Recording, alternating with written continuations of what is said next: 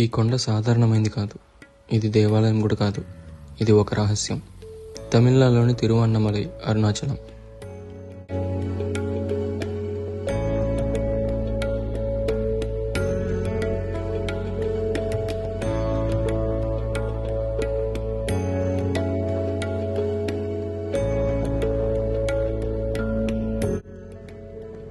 కొన్ని ప్రదేశాలు ఉంటాయి, అక్కడ ప్రశ్నలు ఎక్కువ, సమాధానాలు తక్కువ.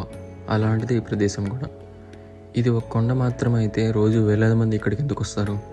తిరువన్నమలైలో ఉండే ఈ కొండను భక్తులు శివుడే అంటారు. కారణం, పురాణాల్లో చెప్పే ఒక అద్భుతమైన కథ. అగ్నిలింగ అవతారణ కలియుగానికి ముందే సృష్టి ఆరంభం దశలో జరిగిందని శివపురాణం చెబుతుంది. దీనిని ఆదికాలం అంటారు. బ్రహ్మ విష్ణు అహంకారాన్ని శివుడు నాశనం చేసిన ఘట్టం ఇది. మన కాలమౌనంలోనికి రాదు. సమయం పుట్టకముందే జరిగిన సంఘటనగా భావిస్తారు. ఈ కథ ప్రకారం బ్రహ్మ విష్ణువు తమలో ఎవరు గొప్పవాళ్ళో తెలుసుకోవడానికి వాదించుకున్నారు. అప్పుడే ఆకాశం చీలిపోయినట్టుగా అంతులేని అగ్నిస్తంభం ప్రత్యక్షమైంది. ఆ అగ్నికి మొదలు లేదు, చివర లేదు. విష్ణువు లోతుల్లోకి వెళ్ళాడు, కనపడలేదు.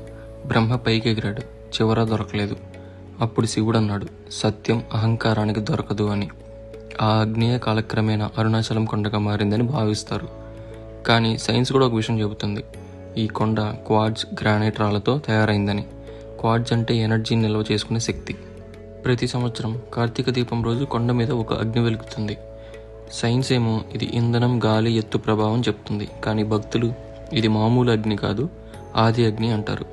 ఇప్పటికీ ఒక ప్రశ్న మిగిలే ఉంది. ఇది కొండనా లేక శివుడి నిశ్శబ్ద రూపమా? సైన్స్ ఎలా జరిగిందో చెప్తుంది, స్పిరిచువాలిటీ ఎందుకు జరుగుతుందో చెప్తుంది. కానీ అరుణాచలం మనుషుల్ని ఎలా మార్చేస్తుందో ఇప్పటికీ ఒక రహస్యమే. అందుకేనేమో అరుణాచలంకి వచ్చే భక్తులందరూ కష్టమైనా సరే ఇష్టపడే గిరి ప్రదక్షిణ చేస్తూ ఉంటారు. ఇది ఒక నడక కాదు, ఇది ఒక ప్రయాణం కూడా కాదు. ఇది శివుడి చుట్టూ తిరిగే సాధన. తిరువన్నమలైలో అరుణాచలం కొండ చుట్టూ చేసే ప్రదక్షిణని గిరి ప్రదక్షిణ అంటారు. దీని దూరం సుమారు 14 కిలోమీటర్లు ఉంటుంది. ఇక్కడ నడిచేది కాలు కాదు, మనసు. ఇక్కడ లింగం లేదు, విగ్రహం లేదు, కొండే శివుడు. అందుకే ఈ కొండ చుట్టూ తిరగడం అంటే శివుడు చుట్టూ తిరగడమే. అరుణాచలం దేవాలయానికి వచ్చే భక్తులందరూ గిరి ప్రదక్షిణ చేయడం వల్ల తమ కోరికలు నెరవేరుతాయని ఒక నమ్మకం ఉంది. దానివల్ల కలిగే ప్రయోజనాలు కూడా ఉన్నాయి. అందులో మొదటిది మనసుకు అపూర్వమైన ప్రశాంతత. గిరి ప్రదక్షిణ చేస్తూ నడిచే ప్రతి అడుగు మనసులో ఉన్న భారాన్ని నెమ్మదిగా కరిగిస్తుందని, ఆందోళన, భయం, ఒత్తిడి ఇవి తెలియకుండానే తగ్గిపోతాయని చెప్తూ ఉంటారు. రెండోది కర్మశుద్ధి. శాస్త్రాల ప్రకారం అరుణాచలం చుట్టూ తిరగడం అంటే శివుడి చుట్టూ తిరగడమే. ఇది పాత కర్మలను తగ్గిస్తుంది, జీవితంలో వచ్చిన అడ్డంకులను సడలిస్తుంది, అనవసరమైన బాధలను విడిచిపెట్టే శక్తిని కూడా ఇస్తుందని చెప్తూ ఉంటారు. మూడోది ఆత్మబలం పెరుగుతుంది.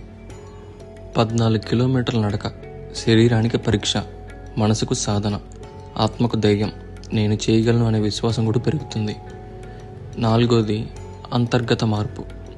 చాలామంది చెప్తూ ఉంటారు గిరి ప్రదక్షిణ తర్వాత ఆలోచనలు మారిపోయాయని, నిర్ణయాలు స్పష్టంగా తీసుకుంటున్నారని, జీవితాన్ని చూసే దృష్టి మారుతుంది. ఇది మామూలు నడక కాదు, అంతర్గత ప్రయాణం.